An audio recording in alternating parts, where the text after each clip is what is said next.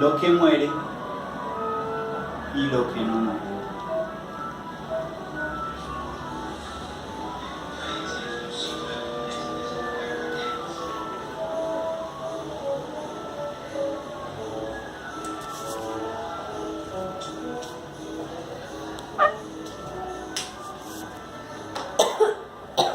Listo. Primero que nada, si están aquí es porque este tema les ha interesado, les ha llamado la atención, en algún momento han tenido una inquietud por conocer un poco más sobre este tema, ¿sí? Y es algo que comúnmente hay un miedo generalizado a la muerte, ¿sí? Pero pasa como cuando uno, voy a hacer una similitud, un ejemplo. Tienes una máquina y no sabes cómo manejarla, por ejemplo un carro, una moto. Lo primero que uno tiene es miedo, ¿cierto? Miedo de equivocarse, miedo de no saber cómo hacer algo, ¿sí? Pero una vez que tú conoces muy bien el carro, conoces el funcionamiento o la moto, tú ya no sientes ese miedo al conducirlo. Lo mismo pasa con la muerte, el miedo es más por un desconocimiento, porque ignoramos tantas cosas de ella que no nos atrevemos a ni siquiera a conocer un poco más, por eso ese miedo generalizado.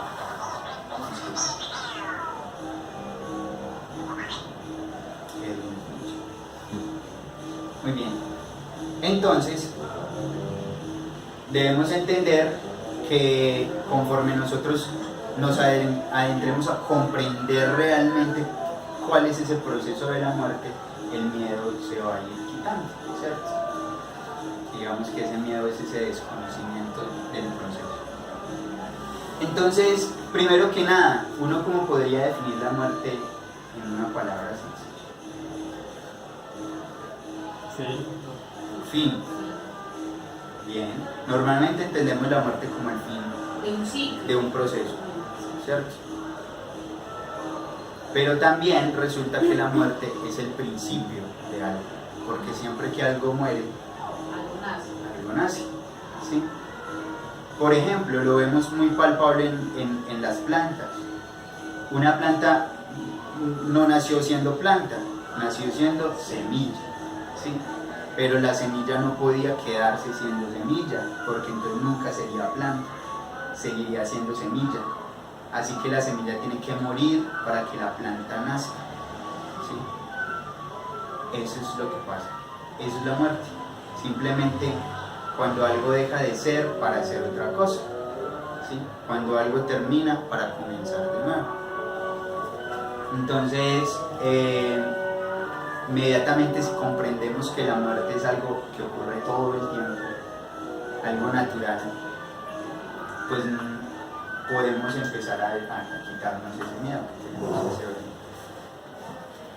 origen. Aquí vamos a entender que hay tres tipos de muerte.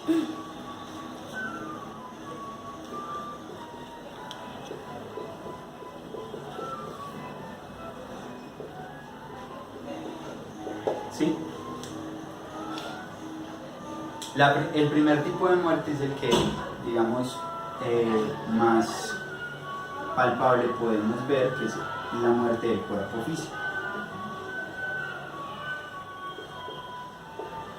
Pero vamos a ver que también hay un proceso que se llama muerte segunda,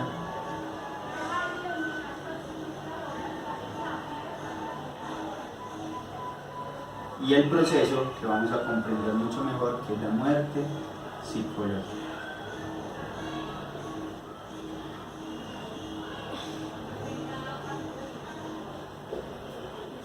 ¿Listo?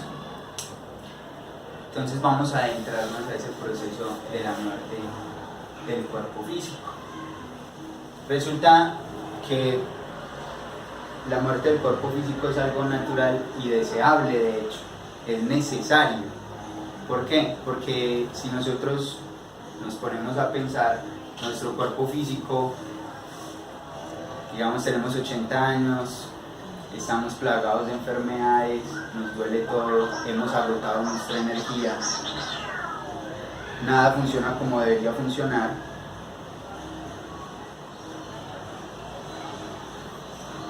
Entonces, por temor a la muerte y por anhelo de seguir viviendo, queremos mantener ese cuerpo físico el mayor tiempo posible. Pero nada puede ya, digamos, hacernos retroceder ese daño que hemos hecho. Hay un momento en el que hay que cambiar de vehículo, ¿sí? Entonces es necesario cambiar y se ve en todos. Digamos que si nosotros también analizamos el proceso de la muerte en los humanos, las diferentes culturas asumen la muerte muy distinta. Lo que pasa es que en Occidente nosotros le hemos puesto mucho misterio, mucho miedo, ¿sí? Y lo ponemos como algo triste. En la forma, pensar en la forma en que uno va a morir. También, claro, uno alimenta miedos por no sé cómo va a ser, si va a ser muy doloroso, si va a ser quemado, ahogado, nos van a matar con una bala, ¿cierto? Ajá. El miedo al sufrimiento. A ese sufrimiento, eso. Pero entonces aquí vamos a ver. Y también el miedo al que de pronto sí exista, o sea, que casi todo el mundo le teme, es que a un infierno, para dónde va uno. Ajá. Ese también es un temor que casi todo el mundo tiene. Perfecto. Entonces, vamos a dejar esta frasecita aquí porque es la clave, ¿cierto?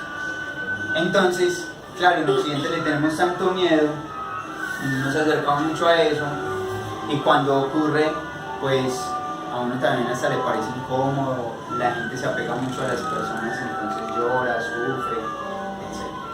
Pero si uno se pone a ver otras culturas, hay culturas en donde es un rito, en donde la gente está alegre, en donde se le despide, ¿cierto? Hay diferentes tradiciones en la muerte. Y es curioso que civilizaciones muy antiguas, indígenas, que uno diría pudieran tener menos conocimiento, en este tipo de temas tenían mucho más sabiduría, ¿cierto? Y conocían mejor los procesos de la muerte. Entonces vamos a ver que la muerte del cuerpo físico es un proceso natural en donde se desencarna, ¿sí? Entonces vamos a ver aquí el cuerpo físico, ¿cierto? Pero ¿qué es básicamente la muerte? Que esa parte que había acá, que vimos ahora, se va a separar del cuerpo, ¿sí? Esta parte de alma y espíritu se separa del cuerpo, abandona ese vehículo, abandona la máquina. Ese es el proceso, digamos, de muerte. Sin embargo, vamos a entender que es un proceso que va a durar aproximadamente 72 horas. 72 horas se toma que el alma salga del cuerpo físico. Vamos por partes. Bueno, ¿qué es lo que va a durar estas 72 horas? Va a estar descompuesto de esta manera. Los primeros 5 minutos, el desencarnado va a realizar una retrospección consciente de toda su existencia. Apenas 5 minutos. Sí, porque hay un asunto clave, y es que cuando esta parte de nosotros sale de ese cuerpo, ya no está en este mundo físico, sino que está en la quinta dimensión, la eternidad. Allí el tiempo no existe, ¿sí? Es relativo. Acá pasaron 5 minutos, pero nosotros vimos toda nuestra existencia desde el último acto hasta el nacimiento, ¿sí? Y lo vemos conscientemente, cosas que nunca hubiéramos recordado acá si hubiéramos hecho todo el esfuerzo del mundo.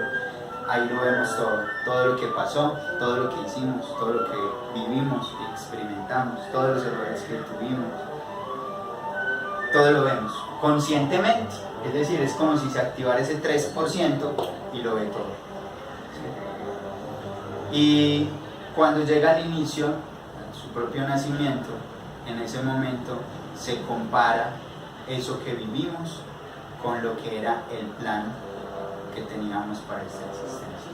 Porque todos tenemos como una programación, estábamos programados para hacer algo, para cumplir algo, y no necesariamente a veces se cumple, ¿cierto? Entonces, ahí es donde hacemos esa retrospección consciente. En esos primeros 5 minutos ocurre ese proceso. Luego vamos a ver que en un lapso de 24 horas el desencarnado va a recibir, porque estos se podrían llamar como 3 juicios, ¿cierto?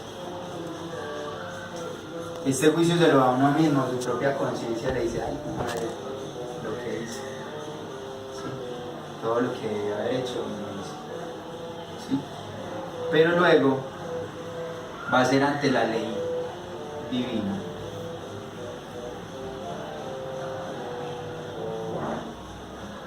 Y lo que se va a medir ahí es el peso y la cantidad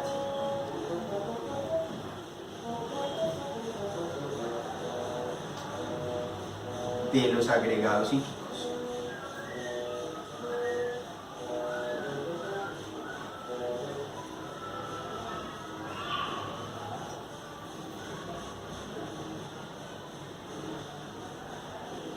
Es decir, cada una de estas manifestaciones tiene un peso atómico, ¿sí? Y conforme nosotros lo alimentamos, pesa más, ¿cierto? Se vuelve algo más denso en nosotros, ¿sí? Entonces ahí se mide qué tan denso son estos defectos, qué tan pesados son en nosotros. En nuestro caso particular, cada uno tendrá su propio peso de conciencia, por llamarlo así, y la cantidad, porque es posible que nosotros hayamos aumentado todavía más esa legión, creando nuevos agregados psicológicos, cosas que no teníamos antes de haber tenido esta existencia y que en el transcurso de esta existencia creamos, ¿cierto? O también puede darse que haya disminuido, porque es posible disminuir, ¿cierto? Entonces nuestro ego pudo haber disminuido y eso también se valora. Ese juicio se hace.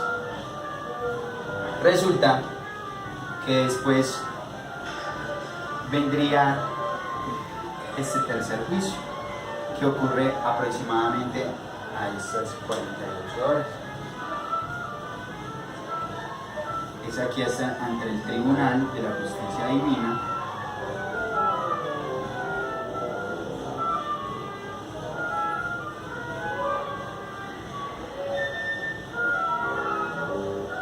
la justicia objetiva, y aquí lo que van a ver es el peso de nuestras buenas y malas obras.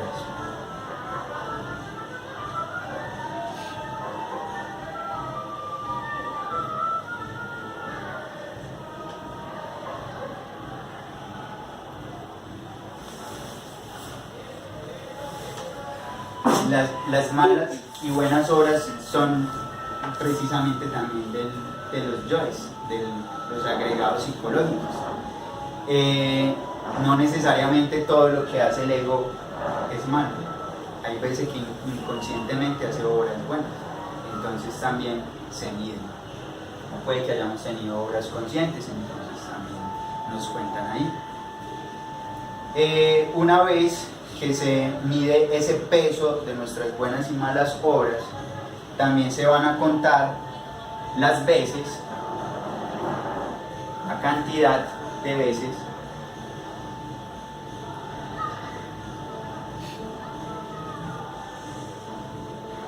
que se manifestó cada yo.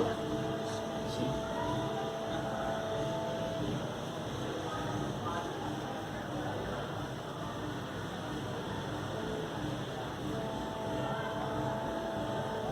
Es decir, pongamos el ejemplo, digamos que yo tengo un yo fumador, ¿cierto? Entonces ese yo fumador, por todo lo que nosotros lo alimentamos, tiene un peso. Digamos acá, en las 24 horas me dieron ese peso del yo fumador. pero a las 48 horas ya están mirando es cuántas veces se manifestó, ¿sí? Pero también cuántas obras, buenas o malas, conllevó ese yo psicológico que se manifestó, ¿cierto? Y por último, van a medir el nivel del fuego.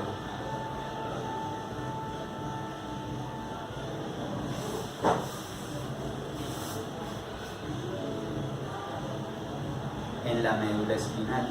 Es decir, si nosotros trabajamos despertando nuestra energía Kundalini, si hubo al menos 1 milímetro que haya subido esa energía, que es la energía creadora, sublimada, transmutada, entonces va a haber una consecuencia. Pero después de estos 3 juicios se va a realizar lo que se considera una suma y resta de quebrados.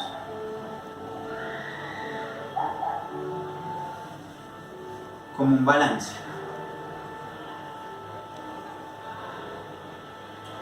Y de acuerdo al balance que se realice, se va a determinar también 2 cosas. La configuración electropsíquica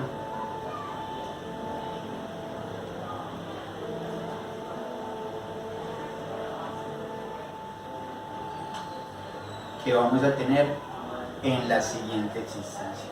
Es decir, uno nace para morir y muere para vivir. ¿Sí? Entonces, una vez nosotros desencarnamos, nos hacen los 3 juicios, todo esto se va a transferir a un nuevo cuerpo físico, solo que va a cambiar la configuración electropsíquica, es decir, ya no vamos a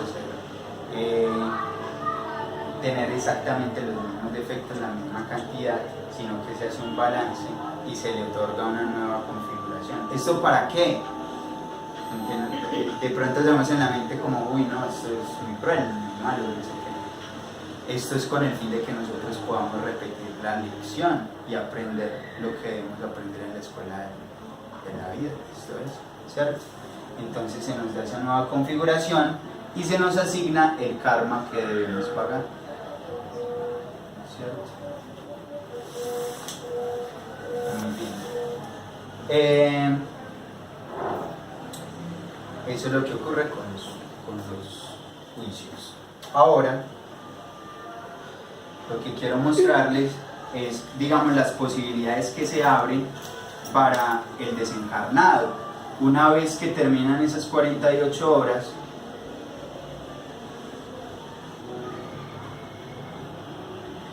Anubis, el jerarca del tribunal de la justicia, va a ordenar al ángel de la muerte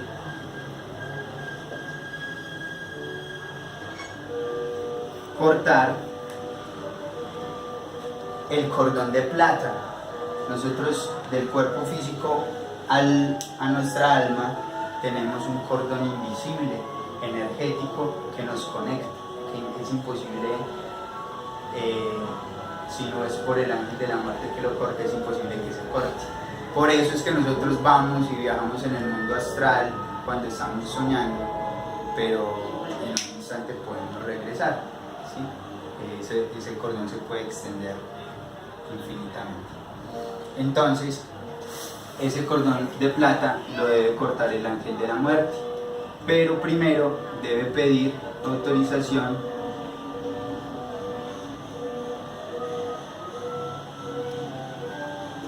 a la Madre Divina particular.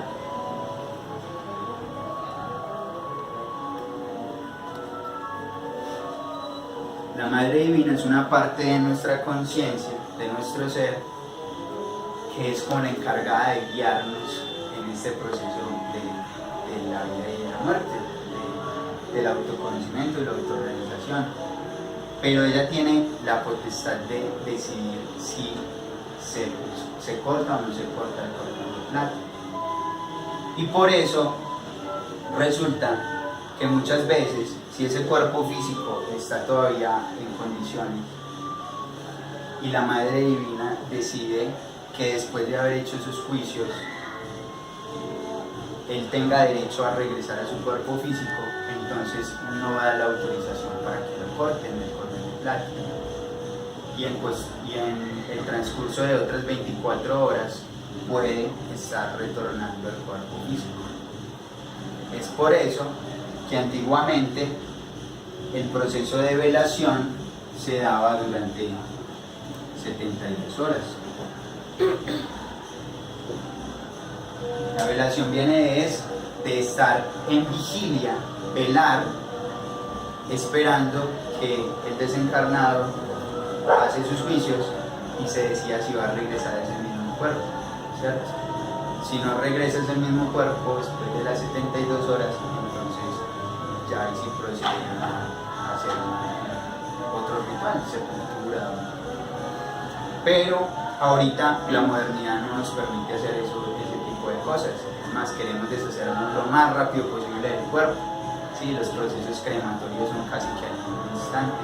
Las velaciones se volvieron supremamente corticas y no se deja tiempo, precisamente por esos miedos que alimentamos, como de esperar, de velar al desencarnado, a ver qué proceso está llevando. Esas 72 horas, el cuerpo físico entra en un estado de catalepsia, es decir, todo es como si uno hibernara el sistema, todos sus sistemas están en reposo, vibrando en la frecuencia más mínima, el gasto de energía más mínimo, tanto así que para la ciencia es como pero hay testimonios de personas que han regresado. Por ejemplo, lo que usted dice de esas 72 horas, entonces puede ser posible que cuando uno lo metan en la cremación uno puede sentir algo de...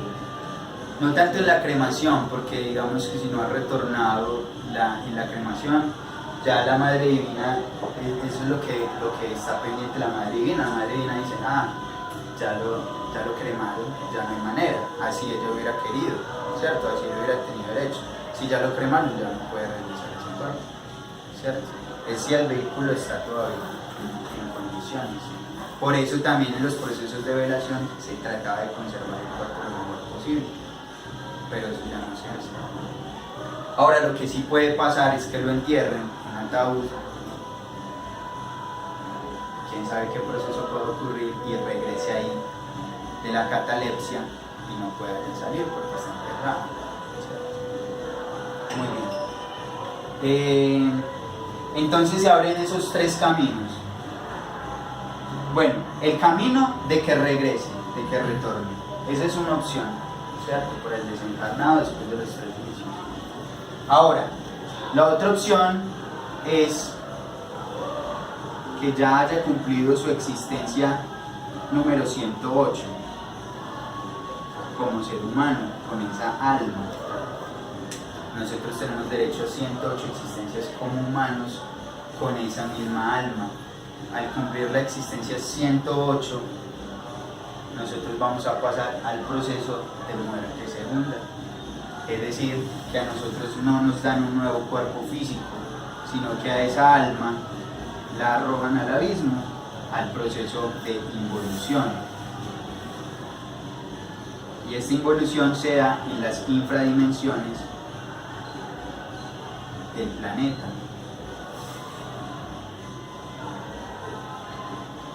Y pueden pasar miles y millones de años, porque de hecho pasaron miles y millones de años para que nosotros tuviéramos este cuerpo físico, ¿sí? Para que el alma pudiera encarnar en un cuerpo físico. De hecho, muchos de los agregados psicológicos, la gran mayoría, han nacido en existencias mucho más allá de nuestro entendimiento. ¿Sí? Son cosas que llevamos en nuestra alma cargadas desde hace siglos. ¿Sí? Entonces, lo mismo pasaría y ahí entenderíamos esa muerte segunda. Es ese proceso en el cual ya nuestra alma no vuelve a un cuerpo físico humano, sino que empieza a descender en la cadena evolutiva y empieza ese proceso de involución mientras el alma está penando en las infradimensiones, en los 9 círculos dantescos, son las infradimensiones, eso lo podemos estudiar en la Divina Comedia. Esos procesos se dan realmente en las mismas infradimensiones del planeta, y nuestra alma va a estar conectada, va a ser conectada a animales involutivos, a plantas o vegetales involutivos y también a minerales, hasta que, por eso se llama muerte segunda, hasta que por fin se libera la conciencia.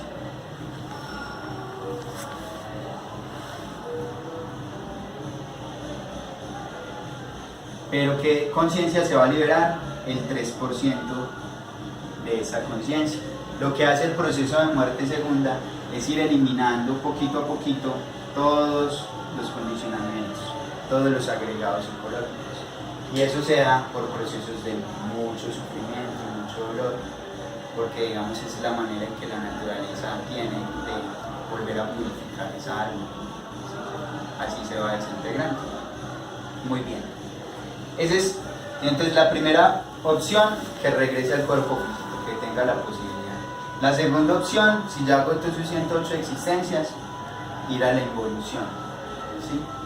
La tercera opción es que se le dé un nuevo cuerpo físico, pero ahí vamos a ver dos alternativas. Si se le da un nuevo cuerpo físico, entonces mientras se desencarna, ¿cierto?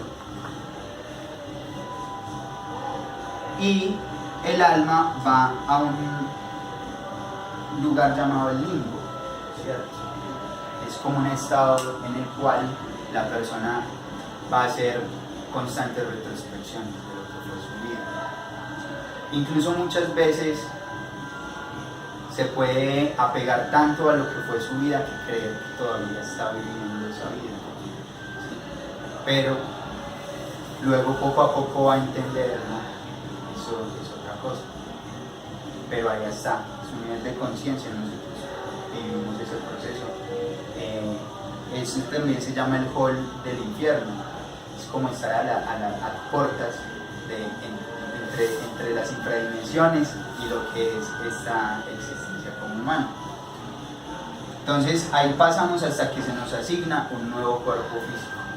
Esto se gobierna por leyes muy precisas, porque tienen que pasar un montón de acontecimientos para que lleguemos a determinada familia, ¿cierto? Y eso va a configurar todo lo que va a ser la película que vamos a repetir, porque además las existencias que venimos teniendo son películas que se repiten de recurrencia. Muy bien. Y por último, la última opción es que al haber hecho el tercer juicio, se haya determinado que la persona trabajó despertando el Kundalini y haciéndolo ascender, o sea, despertando el fuego sagrado. Si se determina que esa persona sí trabajó sobre sí misma, entonces se va a ir a lo que llamaríamos vacaciones en el cielo, que es una manera de decir que se va con su propia Madre Divina y que ella le va a brindar una fuerza y unas instrucciones, una sabiduría para que la próxima existencia venga y pueda hacer algo útil, ¿cierto? No la desperdicie. Entonces, esas son las dos opciones cuando se le da oportunidad de volver, cuando no ha tenido sus 108 existencias. Una última alternativa que puede ocurrir es que si esté en las 108 existencias, pero haya trabajado sobre la eliminación de sus propios defectos. Si ha avanzado y ha despertado el fuego, se puede extender a unas 109 existencias o 110. Es decir, la ley le permite seguir su trabajo, seguir avanzando en el trabajo de autoorganización. Bueno, ¿alguna pregunta hasta ahí? Todas. Yo tengo una pregunta. Sí. Anubis es un dios egipcio o es un dios de sí, digamos que en la cultura egipcia tenían conocimiento de la existencia de Anubis. Anubis es un jerarca, digamos que en la constelación cósmica hay seres que cumplen funciones muy especiales. ¿Sí? Anubis está encargado sobre todo de la ley, de cumplir la ley divina, sobre todo esa ley del karma. Entonces cuando nosotros hacemos negociaciones del karma, hay que hablar con Anubis. No tenemos forma de ver en qué número de iniciación. No. Eso lo podemos lograr a través de un desdoblamiento astral. Si pudiéramos hacer un desdoblamiento consciente, dependiendo también del plan y la sabiduría y la conexión que uno tenga con su propio ser, puede llegar a consultar y a acceder a esa información. ¿Sí? A veces no se la sueltan de un momento a otro. Incluso hay una pregunta que no han hecho, pero que habla también de cómo funciona esa ley. Y es porque nosotros no recordamos la existencia anterior, de las anteriores, ¿cierto? Porque hay ese velo, porque se cierra esa posibilidad. Y es, bueno, primero hay que decir que hay personas que logran recordar episodios de sus anteriores existencias, sobre todo cuando son niños, cuando no se les han dormido tanto las facultades, cuando no ha ingresado todo ese ego todavía al cuerpo, porque el ego entra progresivamente. Pero segundo, por un asunto muy puntual, y es que si nosotros nos acordáramos de todo lo que hemos hecho en las otras existencias, no resistiríamos Tanto sufrimiento. sí, esa carga emocional sería impresionante. Escasamente uno medio se acuerda de las cosas que ha hecho en esta, y eso causa sufrimiento. Todavía no tenemos la facultad. En algún momento sí, cuando logremos tener la fuerza para resistir esa información, porque eso es así, a nosotros no nos sueltan las cosas de un momento a otro. Si estamos trabajando sobre nosotros mismos, tenemos ese anhelo espiritual, vamos creciendo poquito a poquito y nuestra Madre Divina nos va a ir guiando y nos va a ir accediendo a esa información. Bien. Pero o sea que, pues, yo soy una explicación de que uno vuelve otra vez y reencarna, pues sí, Retorna en otro cuerpo físico, entonces simplemente no soy lo mismo. O sea, no hay ser nuevo, pues como en realidad nuevo, sino que yo ya vi las mismas unas chispas, vidas, las sí. mismas chispas, se generan muchas chispas. Ahorita hay tantos seres humanos, antes había menos, ¿cierto? Entonces digamos que lo que ha pasado es que esas chispas han pasado de otros reinos para cuerpos humanos, porque lo que quiere, digamos, el plan en este momento es ojalá poder sacar la mayor cantidad de seres conscientes de toda esta cantidad de personas que hay, pero son muy poquitos los que salen, ¿cierto? Son muy poquitos los que despiertan. Del resto, la mayoría estamos repite, hasta que aprendamos algo, ¿cierto? Muy bien. Pero entonces, para darle sentido a esta frase, cuando vemos la muerte del cuerpo físico, es una liberación, nos estamos liberando de las cargas que tenía ese cuerpo físico, las enfermedades, los dolores, las cosas que estuviera cargando, ¿cierto? La misma pesadez de esta dimensión, ¿cierto? Porque esta dimensión es pesada, acá hay que ganarse todos los días el derecho a vivir, ¿cierto? El Dios dinero, Todo es el pagar, todo. Aquí hay que alimentarse, aquí hay que vestirse, aquí sentimos frío, sentimos un montón de cosas, aquí se manifiestan todos estos personajes, entonces es pesado la tercera dimensión. Cuando desencarnamos es otra cosa. Ahora, entonces sí libera. En la muerte segunda, que es ese limpiar el alma a costa de sufrimiento y dolor en las infradimensiones, también se libera, porque cada vez va a llegar al punto en el que al final de todo el proceso, que puede durar muchísimo tiempo, el alma vuelve a su estado de inocencia. O sea, ¿cierto? que una planta puede tener alma. Las plantas tienen alma, y eso lo vamos a ver en la conferencia de evolución, involución y revolución. También vamos a ver ley del karma, ley del alma, otras conferencias, vamos a ver, hay muchas duditas que quedan así como en el aire, vamos a ver los 7 cuerpos, vamos a ver las 7 dimensiones, vamos a ver la meditación, vamos a ver el desdoblamiento astral, etc.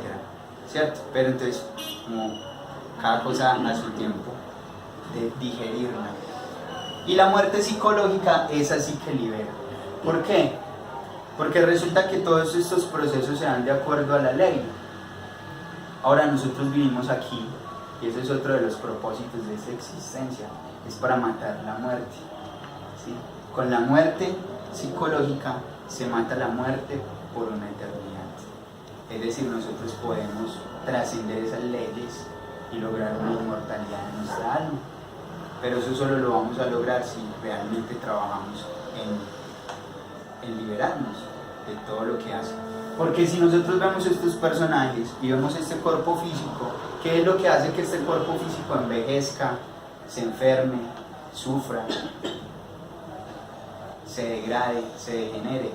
Son nuestras mismas psicologías, las mismas cosas que esos hilos invisibles hacen que nosotros le hagamos al cuerpo, ¿cierto?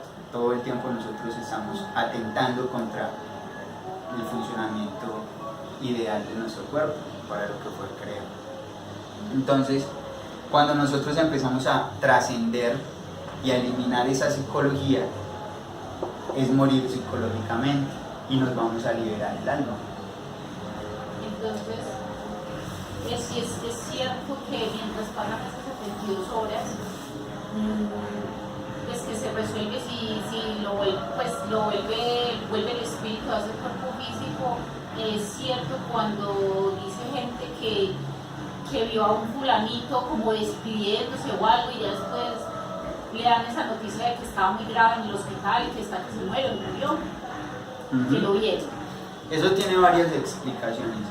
Si lo ve antes de que desencarne, como mensajes premonitorios, pueden ser precisamente de su conciencia o de la madrina de él queriendo avisar, ¿cierto? Cosas como facultades que empiezan a despertarse, ¿sí? En esos momentos. Por ejemplo, la intuición de una madre, eso es una cosa innegable. Tienen una intuición, pero esa intuición está dada precisamente por la conexión que tienen con el alma del hijo o de la hija, ¿sí? Asimismo, nosotros tenemos un montón de facultades que están ahí latentes, pero de las cuales no somos conscientes muchas veces, ¿sí? No hacemos caso, estamos tan distraídos que ni nos damos cuenta. Ahora, si lo ve después de que desencarne, es otro proceso que se da, que ahorita voy a explicar cuando explique qué es lo que muere y qué es lo que no muere, ¿vale?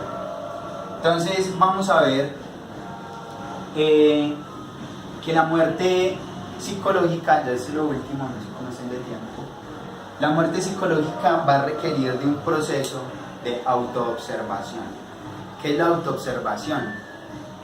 Es una facultad que está atrofiada en nosotros, pero que es por falta de uso, pero que es una facultad de mirar hacia adentro, ¿sí? Es la capacidad que nosotros tenemos de ver nuestro mundo interior, por eso se llama autoobservación.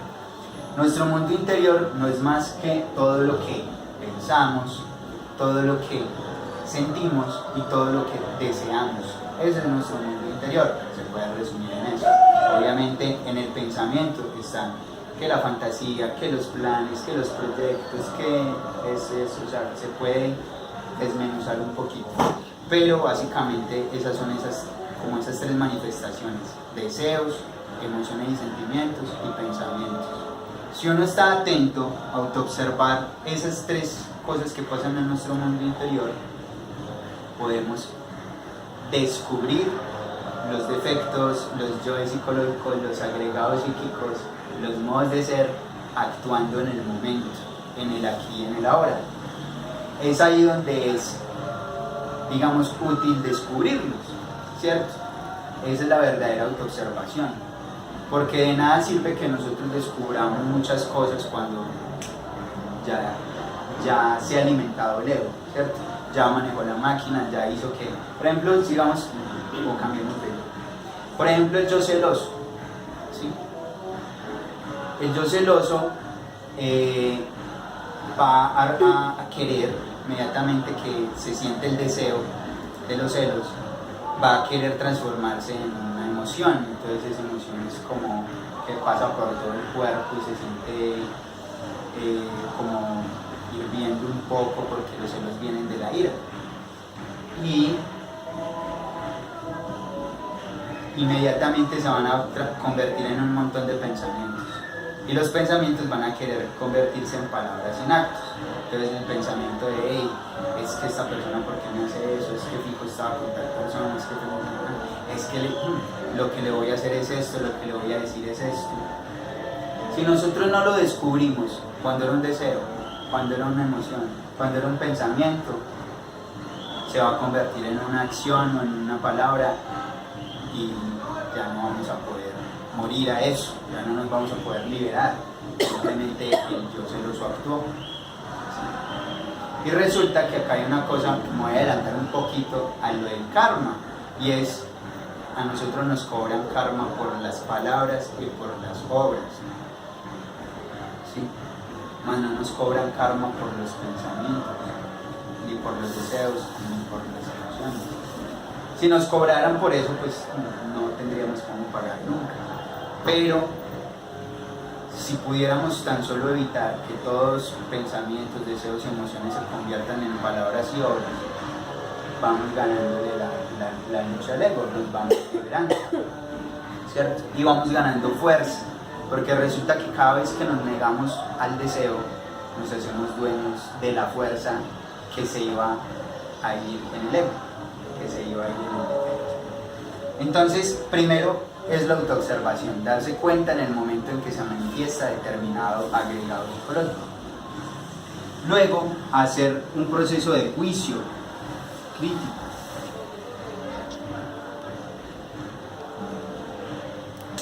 Sincero.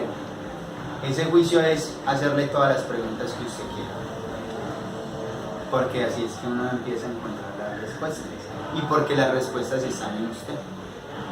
Si uno nunca le ha preguntado o no se ha querido dar cuenta o ni siquiera se ha autoobservado, pero si empezamos a autoobservarnos y en ese momento, hey, sentí celos, y empieza a preguntarse por qué estoy sintiendo celos, ¿sí? Pero hay algo muy importante del juicio crítico, y es no juzgar al otro. Vamos a juzgarnos a nosotros mismos despiadadamente, es decir, a ese yo hay que juzgarlo hasta el último. ¿Qué quiere? ¿Por qué se manifiesta? ¿Qué es lo que quiere hacer? ¿Sí?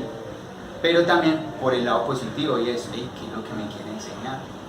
Porque resulta que cada manifestación de ese yo solo lo vamos a poder trascender y eliminar cuando lo comprendamos. Y ese es el paso que viene del juicio. Cuando uno, o más bien el resultado de ese juicio, es la comprensión. ¿Sí? Por ejemplo, cosas con la muerte física. Se nos murió un hijo o se nos murió la mamá, ¿cierto?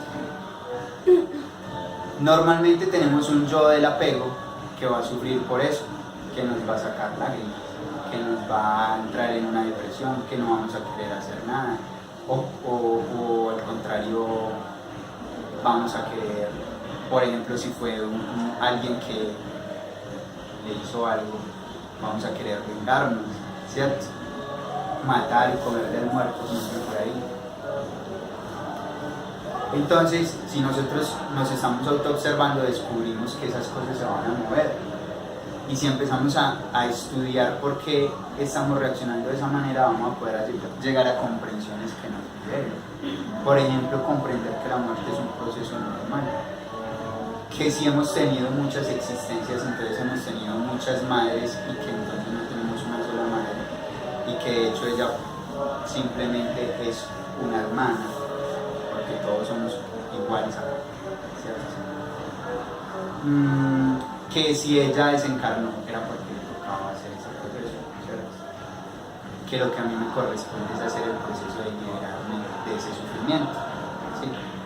Y muchas comprensiones por el estilo, pero esas comprensiones vienen cuando uno empieza a profundizar en la psicología de uno mismo. Muy bien. Y después de la comprensión viene el proceso de súplica de eliminación.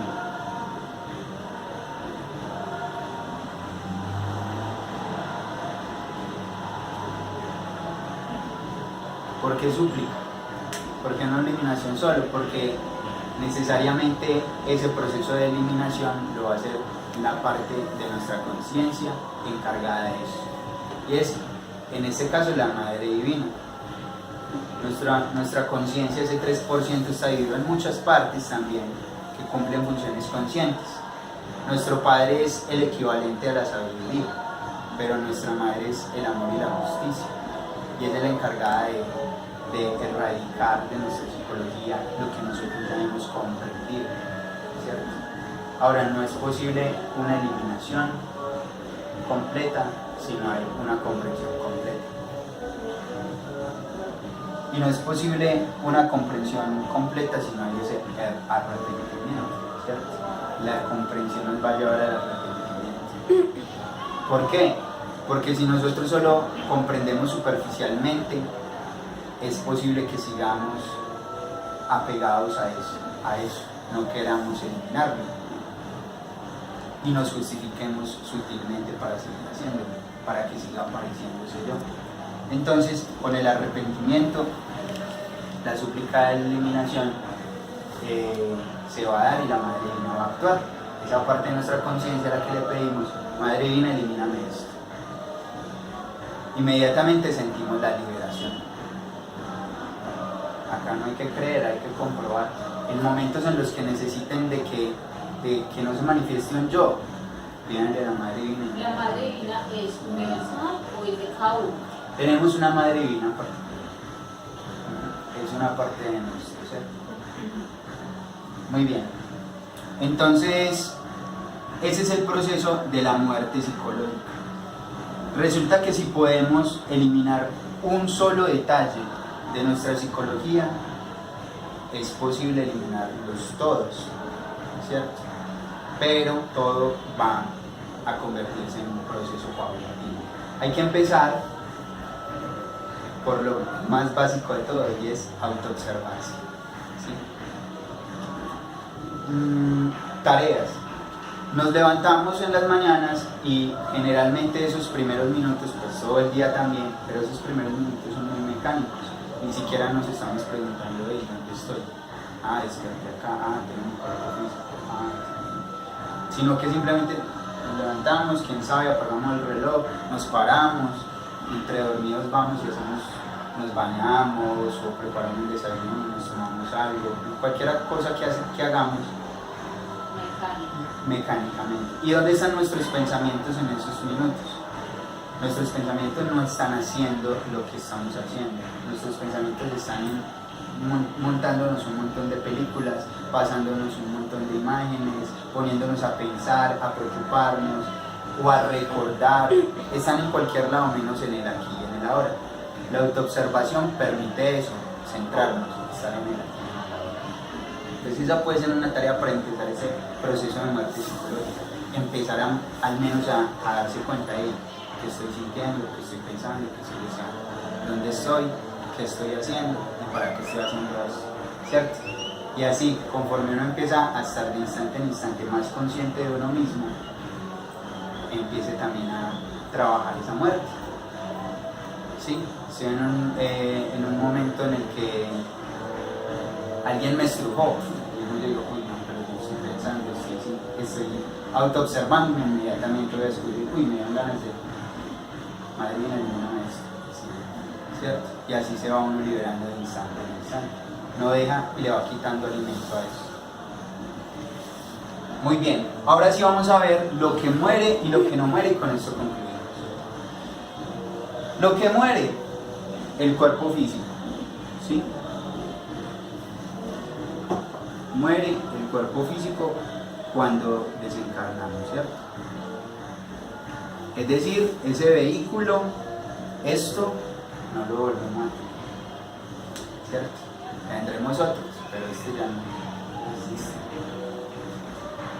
Ahora, también con ese cuerpo físico va a morir el cuerpo vital.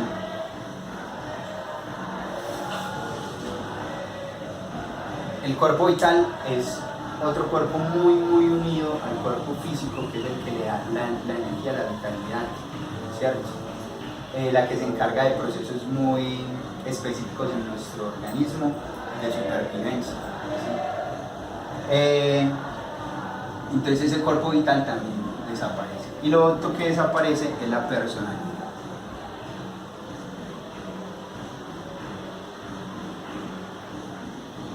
Y acá respondo tu pregunta. Cuando uno ve a un desencarnado todavía como asustando por ahí, horas o días después, es muy posible que sean los rastros de su personalidad desintegrándose, ¿cierto? Porque la personalidad ha sido como el constructo energético de todo lo que nosotros hemos hecho. De tanto hacer en este plano queda el rastro, ¿sí? Y ese rastro cree que es la persona y quiere seguir como viviendo, como perpetuándose, hacer las mismas cosas.